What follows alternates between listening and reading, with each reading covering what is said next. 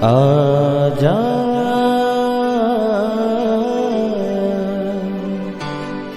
प्रभु यीशु के दर आजा,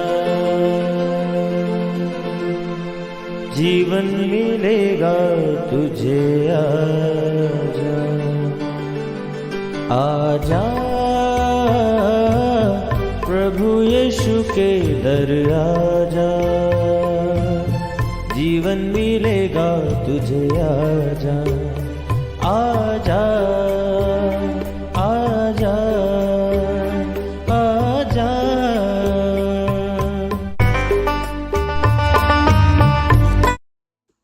praise the lord everyone. मैं pastor Kulbhushan Johar, Asian church of Christ Vancouver BC से प्रोग्राम नई जिंदगी की ओर में आप सबका बहुत बहुत स्वागत करता हूं। मैं उम्मीद करता हूं आप सब लोग अच्छे होंगे, तंदुरुस्त होंगे और परमेश्वर के कलाम में बढ़ रहे होंगे। तो आइए, हर बार की तरह परमेश्वर के कलाम में से सीखने से पहले, वचन को पढ़ने से पहले, आइए हम अपनी आंखों को बंद करेंगे, अपने सरों को झुकाएंगे। आइए हम प्रार्थना में जाएंगे। सर्वशक्तिमान परमेश्वर यीशु मसीह नासरी, हम आपका धन्यवाद करते हैं। आप अच्छे सच्चे जीवित परमेश्वर हैं, दुआओं को सुनते हैं। इस वक्त एक बार फिर से आपने हमें यह मौका दिया, हम आपकी हजूरी में बैठ सके, आपके कलाम में से सीख सकें। तो होने दे परमेश्वर, जब आज आपके कलाम में से हम सीखें, ये वचन हम में से हर एक को नई जिंदगी के साथ जोड़ दें। कोई भी अंधकार की शक्ति इन वचनों के फलों को चुरा ना सके। अपने सुनने वाले हर एक भाई बहन, बच्चे, बुजुर्ग के ऊपर मैं आपकी दया, आपकी आशीष को मांगता हूँ। आज के वचन हर एक की जिंदगी में काम करें। ये वचन का बीज जब इनके दिल की जमीन के ऊपर बोया जाए, ये 100 गुना फलों को लेके आए। यीशु मसीह के सामर्थी नाम से हम मांगते हैं, आमीन आमीन हालेलुया। तो मैं स्वागत करता हूं आप सबका प्रभु यीशु मसीह की हजूरी में। आज मैं आपसे बात करूंगा एक बहुत ही इम्पोर्टेंट टॉपिक के बारे में। आज का वचन जब आप सुनेंगे, जब आप इसको रिसीव करेंगे, ग्रहण करेंगे, मेरा ये फेथ है आपकी ज़िंदगी सेम नहीं होगी। आप अपनी ज़िंदगी के नेक्स्ट लेवल को देखने पाएंगे। मैं आज बात करूंगा, आप सबसे आज मैं बात करूंगा एक ऐसे विषय में जो हमारी सब की ज़िंदगी से जुड़ा हुआ और बहुत ही महत्वपूर्ण है। हम सब इस बात को जानते हैं, परमेश्वर ने, बाइबल कहती, मनुष्य को अपने स्वरूप में बनाया। कोई भी व्यक्ति ऐसा नहीं है जो ये बोले कि मैं दूसरे से अलग तरीके से बनाया गया। हाँ, हमारी स्किन का कलर फर्क हो सकता है, हमारे बालों का रंग फर्क हो सकता है, पर एवरीबडी, हर एक मनुष्य को परमेश्वर ने इक्वालिटी में बनाया। हमें सेम 2 हाथ दिए, एक मुंह दिया, 2 आंखें दी, 2 पैर दिए, सब कुछ को सेम तरह से परमेश्वर ने बनाया। इसके साथ साथ जो हमारी बॉडी के ऑर्गन्स हैं वो भी सेम बनाए गए। हम सब के पास एक हार्ट है, 2 किडनी हैं, एक दिमाग है। परमेश्वर ने इक्वालिटी में बनाया। मैं आज आपसे जब वचन में से बात करूंगा, इस वचन को आपको ध्यान से सुनना है ताकि आपकी लाइफ में ये वचन फ्रूट्स को, फलों को लेके आए। मेरे प्रियो, क्या आप जानते हैं परमेश्वर ने मनुष्य को जो दिमाग दिया, सबको इक्वालिटी में बराबर दिमाग दिया। एक अडल्ट के पास जो दिमाग है, जो उसका साइज है, वो 1300 to 1400 ग्राम का उसका साइज है। उस दिमाग को परमेश्वर ने ऐसा क्यों नहीं किया कि जिसको वो ज़्यादा इस्तेमाल करना चाहता है उसको ज़्यादा बड़ा दिमाग दे दिया, या जिसको उसको कोई कंसर्न नहीं उसको छोटा दिमाग दे दिया। ऐसा उसने नहीं किया। क्यों? क्योंकि बाइबल कहती परमेश्वर ने जगत से बराबर प्रेम किया। उसने ऐसा प्रेम किया कि अपना इकलौता पुत्र जो है वो दे दिया। अब जो कोई उसके ऊपर विश्वास करेगा वो नाश नहीं होगा परंतु अनंत जीवन पाएगा। अब हमें लगता है जो लोग दुष्ट हैं, जो लोग नास्तिक हैं, जो लोग परमेश्वर का शुक्र नहीं करते, उनके पास दिमाग नहीं, ऐसा नहीं है। उनके पास भी परमेश्वर ने बराबर ही उनको दिमाग दिया, सब कुछ वैसा ही उनको दिया, वैसा ही बनाया जैसे एक धर्मी व्यक्ति को बनाया। अब परमेश्वर ने उनके हाथ में ये डिसीजन दिया कि वो अपने माइंड को किस और यूज करते हैं। हालेलुया। मेरे प्रियो, आज मैं आपसे बात करूंगा, एक व्यक्ति जब उसको भूख लगती है, चाहे वो बिलीवर हो चाहे वो नॉन बिलीवर हो, वो खाना ही खाएगा। भूख लगने का मतलब उसे ये बात पता होगी कि मुझे खाना खाना है। अगर किसी को ठंड लगती है तो उसको ये बात पता होती है कि मुझे कपड़े पहनने हैं। इसका मतलब उनका जो दिमाग है वो सेम काम करता है। मेरे प्रियो, परमेश्वर ने सेम माइंडसेट, सबको एक तरह का दिमाग दिया और सबको परमेश्वर ने अपने अपने अधिकार दिए कि अब चॉइस तुम्हारी है, तुम किस तरह से चलते हो। हर व्यक्ति ठंड लगने के ऊपर कपड़े पहनता है, हर व्यक्ति भूख लगने के ऊपर खाना खाता है। अब ये तो वो चीज है जो हम देखते हैं, जो वर्ल्डली चीज है। पर क्या आप जानते हैं, जैसे परमेश्वर ने हमें फिजिकली बॉडी दी, हमें दिमाग दिया ताकि इस फिजिकली बॉडी को हम प्रोटेक्ट कर सकें, सेम राम में परमेश्वर ने हमें स्पिरिचुअली बॉडी भी दी है, आत्मिक शरीर भी दिया है। आत्मिक जो हमारी बॉडी है उसको प्रोटेक्ट करने के लिए भी परमेश्वर ने हमें बताया है बाइबल में कि कैसे उसको प्रोटेक्ट करना है। आज प्रॉब्लम यह है, शरीर की जरूरतों को पूरा करने के लिए हर व्यक्ति अपने दिमाग को यूज करता है, पर स्पिरिचुअल जो हमारी लाइफ है उसको प्रोटेक्ट करने के लिए हम अपनी स्पिरिचुअल जो हमें आंखें दी, जो स्पिरिचुअल दिमाग दिया, जो परमेश्वर ने हमें स्पिरिट में बढ़ने के लिए, प्रोटेक्ट करने के लिए दिया, उसको हम यूज नहीं करते। इसीलिए हम शारीरिक चीजों में भी, शारीरिक लाइफ में भी स्ट्रगल में हैं। हालेलुया। मेरे प्रियो, मैं आपसे बात करूंगा, उससे पहले हम लोग परमेश्वर के कलाम में से एक हिस्से को पढ़ेंगे जो हमें मिलता है रेवलेशन की किताब 3 अध्याय, उसकी पहली कुछ आयतों को मैं आपके लिए पढ़ूंगा। यहाँ पे लिखा है, जिसके पास परमेश्वर की 7 आत्माएं और 7 तारे हैं, वो ये कहता है कि मैं तेरे कामों को जानता हूं, तू जीवित तो कहलाता है पर मरा हुआ है। जागृत हो और उन वस्तुओं को जो बाकी रह गई हैं और जो मिटने को हैं उन्हें दृढ़ कर, क्योंकि मैंने तेरे किसी काम को अपने परमेश्वर के निकट पूरा नहीं पाया। इसलिए स्मरण कर कि तूने कैसी शिक्षा प्राप्त की और सुनी है, और उसमें बना रहे और मन फिरा। यदि तू जागृत ना रहेगा तो मैं चोर के समान आ जाऊंगा और तू कदापि ना जान सकेगा कि मैं किस घड़ी तुझ पर आ पड़ूंगा। पर हाँ, सरदीस में तेरे यहाँ कुछ ऐसे लोग हैं जिन्होंने अपने अपने वस्त्र अशुद्ध नहीं किए। वे श्वेत वस्त्र पहने हुए मेरे साथ घूमेंगे, क्योंकि वे इस योग्य हैं। जो जय पाए उसे इसी प्रकार श्वेत वस्त्र पहनाया जाएगा, और मैं उसका नाम जीवन की पुस्तक में से किसी रीति से ना काटूंगा, पर उसका नाम अपने पिता और अपने स्वर्गदूतों के सामने मान लूंगा। जिसके कान हो वो सुन ले, आत्मा कलीसियाओं से क्या कहता है। मेरे प्रियो, यहाँ पर हम देखते हैं कि आत्मिक वस्त्रों की बात की जा रही है, हमारी स्पिरिचुअल लाइफ की बात की जा रही है। मेरे प्रियो, बाइबल हमें बताती है कि शारीरिक हमारी जरूरतों को पूरा करने के साथ साथ हमें स्पिरिचुअल जरूरतों को भी पूरा करना उतना ही जरूरी है। मेरे प्रियो, अगर एक व्यक्ति खाना नहीं खाए कुछ दिन तो क्या होगा, वो वीक हो जाएगा। कुछ हफ्ते ना खाए और वीक हो जाए, कुछ महीने खाना छोड़ दे तो शायद वो सरवाइव ना कर सके, वो मर जाएगा। पर ये बात श्योर है कि एक व्यक्ति जो एवरीडे खाना खाता है, उसकी स्ट्रेंथ 1-2 महीने के बाद उसके बराबर बिल्कुल नहीं होगी। इसका मतलब अगर हम शरीर में इतने बुद्धिमान हैं, परमेश्वर ने जो हमें दिमाग दिया, जो सबको बराबर दिया, जब उस दिमाग से इस शरीर के बारे में सोच के हम इतने बुद्धिमान हैं कि हम अपने आप को प्रोटेक्ट करने के लिए खाना भी खाते हैं, अपने आप को वेदर से बचाने के लिए अपने शरीर को अच्छे कपड़े भी देते हैं, सब चीज़ों को हम यूज करते हैं। पर जब स्पिरिचुअल बात आती है तब हमें लगता है कि परमेश्वर सब जानता है।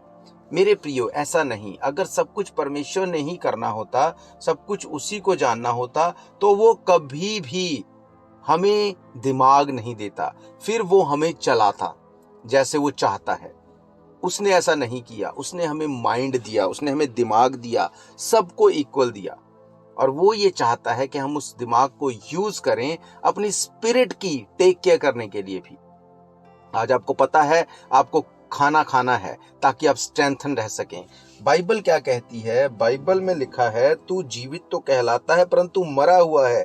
जागृत हो और उन वस्तुओं को जो बाकी रह गई हैं और जो मिटने को हैं उन्हें दृढ़ कर, यानी स्ट्रेंथन कर, क्योंकि मैंने तेरे किसी काम को भी परमेश्वर के निकट पूरा नहीं पाया। आज फिजिकल बॉडी को स्ट्रेंथ करने के लिए तो हम जिम जाते हैं, हम खाना खाते हैं, अच्छी डाइट लेते हैं। स्पिरिचुअल हमारी जो बॉडी है, स्पिरिट को स्ट्रेंथ करने के लिए हम क्या करते हैं? कुछ भी नहीं। मेरे प्रियो, बाइबल बताती है कि उसने कहा कि तेरे काम मैं जानता हूं और मैंने तेरे किसी काम को पूरा नहीं पाया। अगर आप वचन को सुनते हैं, चर्च में आते हैं, आप बड़े जोश में आके कुछ टाइम के लिए आप वचनों को पढ़ना शुरू करते हैं, प्रार्थना करना शुरू करते हैं, पर धीरे धीरे उसको कम कर दें, छोड़ देते हैं, फिर से वहीं पे आ जाते हैं। उसने कहा कि तू जो चीजें मिटने को हैं उन्हें दृढ़ कर। तेरी स्पिरिचुअल लाइफ खत्म होने पर है, उसको स्ट्रेंथन कर। तेरी स्पिरिचुअल लाइफ जो है वो सही नहीं चल रही, उसको स्ट्रेंथन कर। अपनी स्पिरिट को तू स्ट्रेंथन कर, उसको लाइन में लेके आ, ताकि तेरी जो फिजिकल लाइफ है उसको भी तू ब्लेस्ड देख सके। हालेलुया। उसने कहा, इसलिए स्मरण कर कि तूने कैसी शिक्षा प्राप्त की और सुनी और उसमें बना रहे और मन फिरा। यदि तू जागृत ना रहेगा तो मैं चोर के समान आ जाऊंगा और तू कदपि ना जान सकेगा कि मैं किस घड़ी तुझ पर आ पड़ूंगा। पर हाँ सरदीस, मैं तेरे यहाँ कुछ ऐसे लोग हैं जिन्होंने अपने वस्त्र अशुद्ध नहीं किए, वे श्वेत वस्त्र पहने मेरे साथ घूमेंगे क्योंकि वे इस योग्य हैं। अब कौन से वस्त्रों की बात परमेश्वर कर रहा है? ऐसा कोई व्यक्ति नहीं जो बोले कि इस धरती के ऊपर रहते हुए मैंने कभी अपने कपड़े मैले नहीं किए। हम हर रोज कपड़े चेंज करते हैं, उसको ड्राई क्लीन करते हैं, उसको धोते हैं। तो कौन से ये कपड़ों की बात कर रहा है यहाँ पे यीशु मसीह? उसने कहा, तेरी स्पिरिचुअल कपड़े जो हैं, स्पिरिचुअल वस्त्र जो हैं, तूने अशुद्ध नहीं किए। कौन सी चीजों से? उन अशुद्ध चीजों से। मुंह से जब तू बोलता था तूने गालियां नहीं निकाली, तू व्यभिचार से बचा रहा, तू नशों से बचा रहा, तू गंदगी से दूर रहा, अच्छी संगति में रहा, तू वचन को पढ़ने वाला, प्रार्थना करने वाला, परमेश्वर के भवन में रहने वाला, तू हर वो काम करने वाला था जो तेरी स्पिरिट को प्रोटेक्ट करे। इसलिए उसने कहा, इसलिए तू मेरे साथ घूमेगा क्योंकि तू इसके योग्य है। हालेलुया। आज हम देखते हैं जो लोग अपनी स्पिरिचुअल लाइफ को प्रोटेक्ट करके रखते हैं, सबसे पहले वो अपनी स्पिरिचुअल लाइफ को प्रोटेक्ट करते हैं, शारीरिक काम बाद में। वो लोग दूसरों से अधिक ब्लेस्ड होते हैं।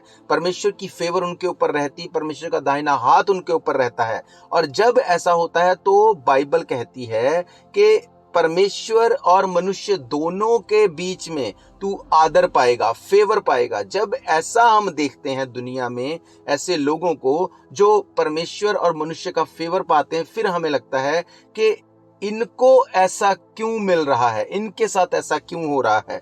मेरे प्रियो, जब आप अपनी फिजिकल बॉडी को बनाने में लगे थे, उस टाइम पे वो व्यक्ति अपनी स्पिरिचुअल बॉडी के ऊपर काम कर रहा था, इसीलिए परमेश्वर ने उसे फेवर दिया।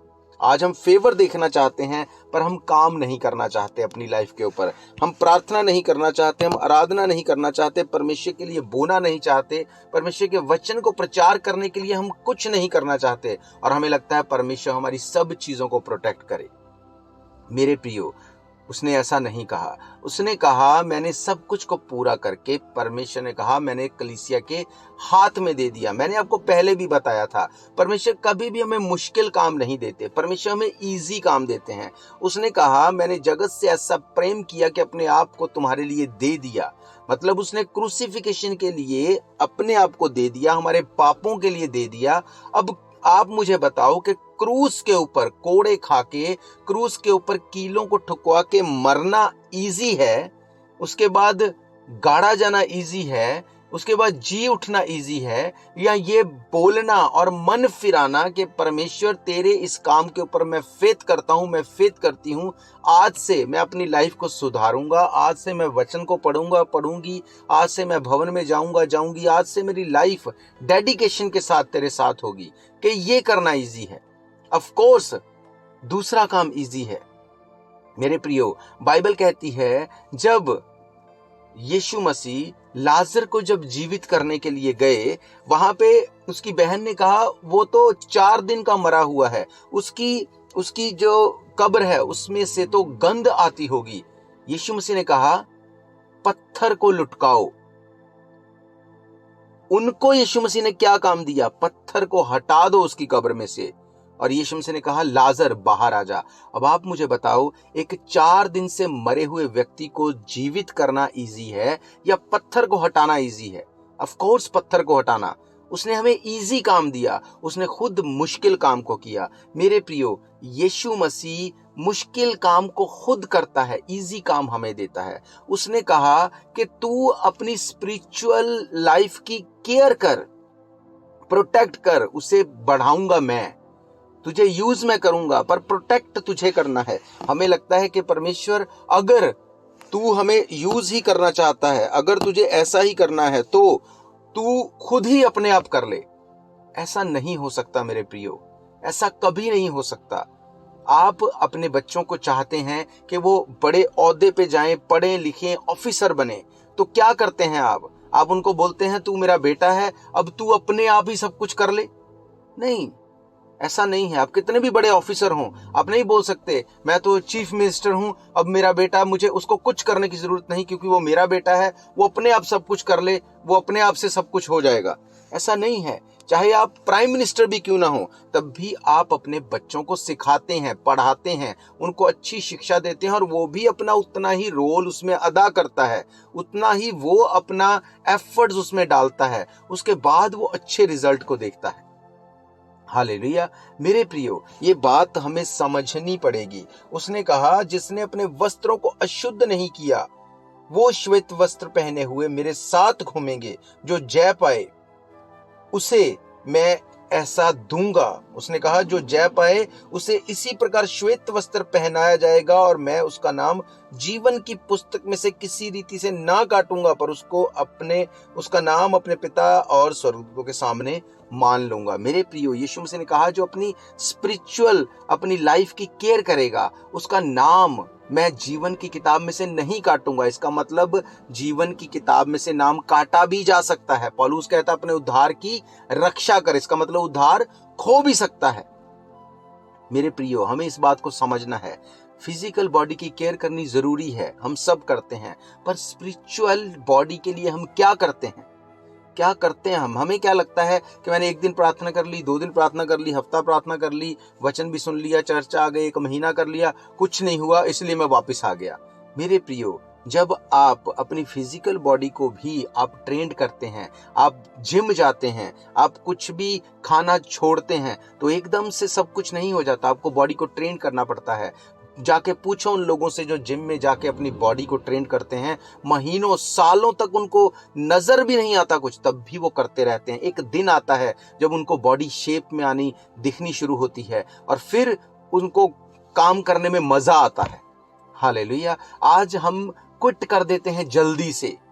उसने कहा मैंने किसी भी काम को पूरा नहीं पाया, इसका मतलब तूने शुरुआत तो की पर तूने उसको पूरा नहीं किया। मेरे प्रियो, इस बात को हमें समझना पड़ेगा कि हमें खुद चीजों को पूरा करना है, हमें खुद चीजों की जिम्मेवारी लेनी है। हम ऐसा नहीं बोल सकते कि परमेश्वर ने ऐसा होने दिया, परमेश्वर ने ऐसा कर दिया। नो, उसने कहा मैंने तुम्हें अधिकार दिए हैं। जो मुश्किल काम था वो मैंने कर दिया, जो आसान काम है मैंने तुम्हें दिया। क्रूस पे मरना मुश्किल था, मैंने वो कर दिया। जी उठना मुश्किल था, मैंने वो कर दिया। अब तुम्हें अंगीकार करना है कि यीशु मसीह मेरे गुनाहों के लिए मर गए, गाड़े गए, तीसरे दिन मुर्दों में से जी उठे। इजी ये है, तुम्हें ये करना है। अब तुम्हें व्यभिचार से बचना है, अब तुम्हें चोरी से, अशुद्धता से, गंदगी से, गालियों निकालने से, अब गंदी संगति से अब तुम्हें बचना है। हालेलुया। मेरे प्रियो, जिस संसार में हम रह रहे हैं ये फेक वर्ड है, जो आपको नजर आता है ये फेक है। बाइबल कहती है देखी हुई चीजें जो हैं, जो दिखाई देती हैं, ये फेक हैं। जो लोग फेसबुक पे, जो लोग सोशल मीडिया पे आपको नजर आते हैं, बहुत ब्लेस्ड हैं, ये फेक चीजें हैं। असली चीज ये है, परमेश्वर ने कहा तू अपनी स्पिरिट को फीड कर। बाइबल कहती जैसे शरीर का खाना भोजन है, आत्मा का भोजन परमेश्वर का वचन है। हालेलुया।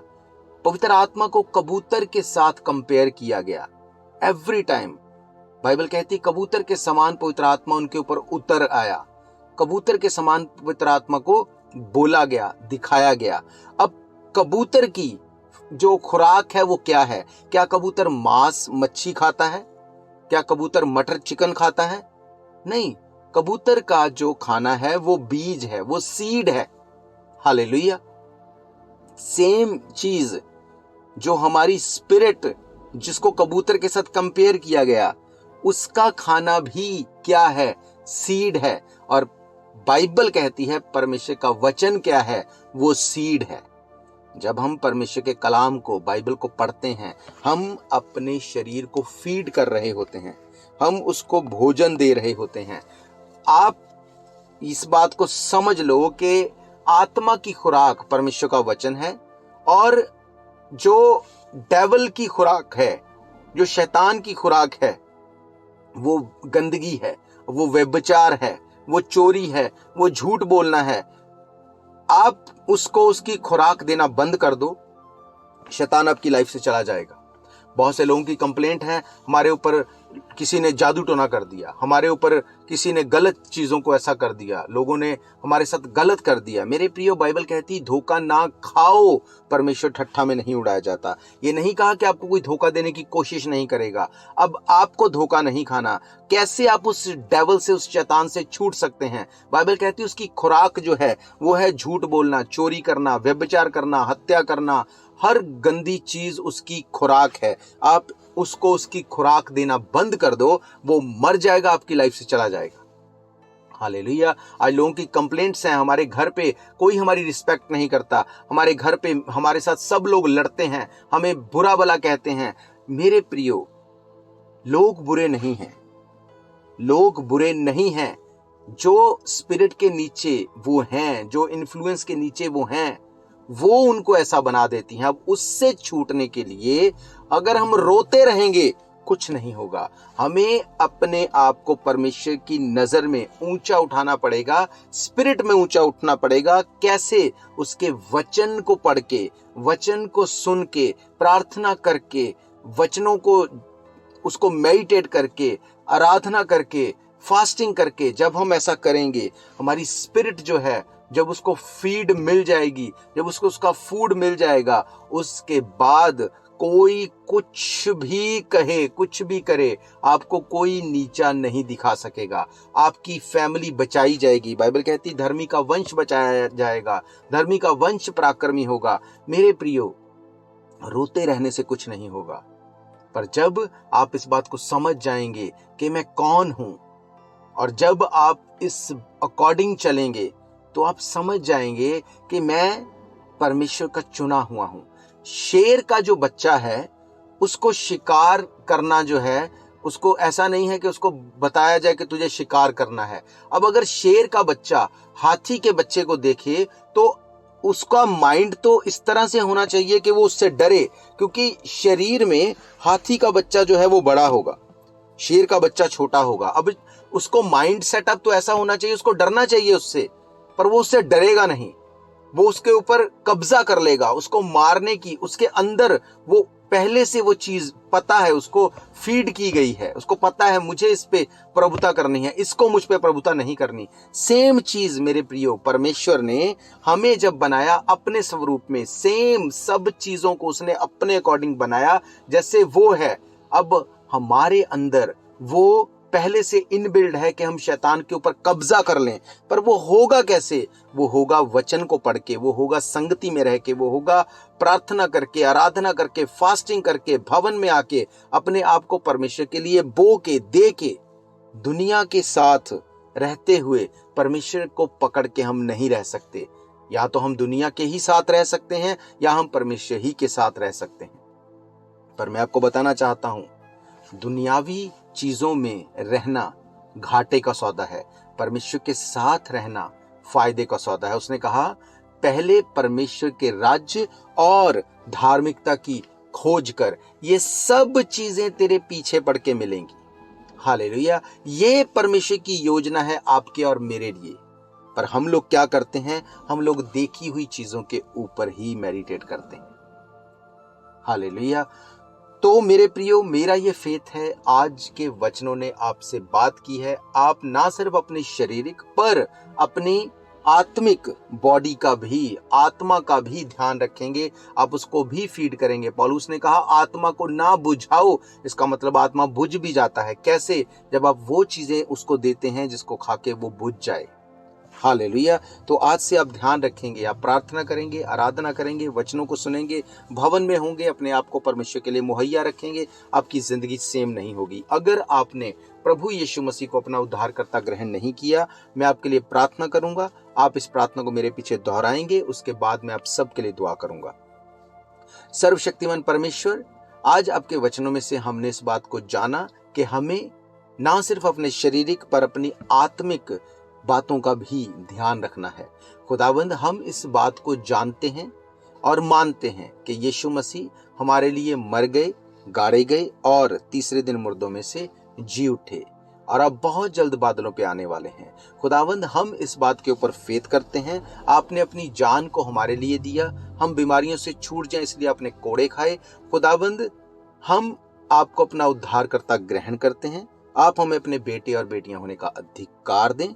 यीशु मसीह के सामर्थी नाम से हम मांगते हैं, आमीन, आमीन, हालेलुया।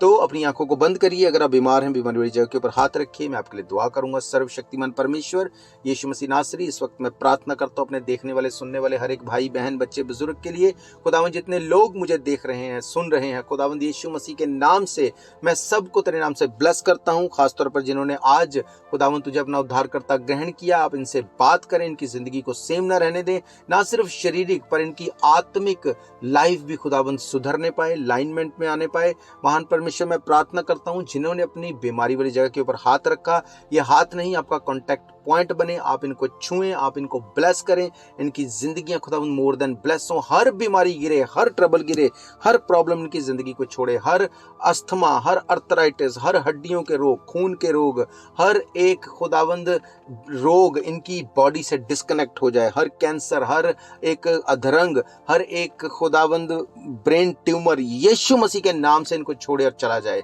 हर वो बीमारी खुदावंद जो इनकी लाइफ के ऊपर प्रभुता करती है, मैं यीशु मसीह के नाम से उसे डांटता हूं और तेरे लोगों को फ्री करता हूं। यीशु मसीह के सामर्थी नाम से हम मांगते हैं, आमीन, आमीन, हालेलुया। तो मेरा ये फेथ है, आपने इस वचनों के द्वारा आशीष को पाया है। अगर आपने अपनी गवाही को लिया है, आप अपनी टेस्टिमनी को शेयर कर सकते हैं। आपकी टेस्टिमनी को सुन के किसी और की लाइफ में बड़ा काम हो सकता है। आप नंबर आप जानते हैं 7788922250। इसके अलावा हमारी जो वेबसाइट है उस पर जाके भी आप अपनी टेस्टिमनी को दे सकते हैं। asianchurchofchrist.org के ऊपर आप जा सकते हैं। इसके अलावा टीवी के माध्यम से, रेडियो के माध्यम से, YouTube, Facebook, TikTok, Rumble, podcast, हर एक सोशल मीडिया के माध्यम से भी आप परमेश्वर के कलाम को एवरीडे सुन सकते हैं। संडे दोपहर 1 बजे हम परमेश्वर के भवन में मिलते हैं। आप परमेश्वर के भवन में आके भी वचनों को सुन सकते हैं। एड्रेस आप जानते हैं, 660 east 51st Avenue, Vancouver, BC। मेरे प्रियो, मेरा ये फेथ है, आप ब्लेस्ड हैं और आप दूसरों के लिए भी ब्लेसिंग का चैनल हैं। हम फिर मिलेंगे परमेश्वर की हुजूरी में। तब तक के लिए आप सबको प्रेज द लॉर्ड, जय मसीह की, गॉड ब्लेस यू। शायद ये मौका होगा आखिरी, तुझको बुला रहा है नासरी। धोखा ही धोखा संसार है, प्रभु यीशु का सच्चा प्यार है।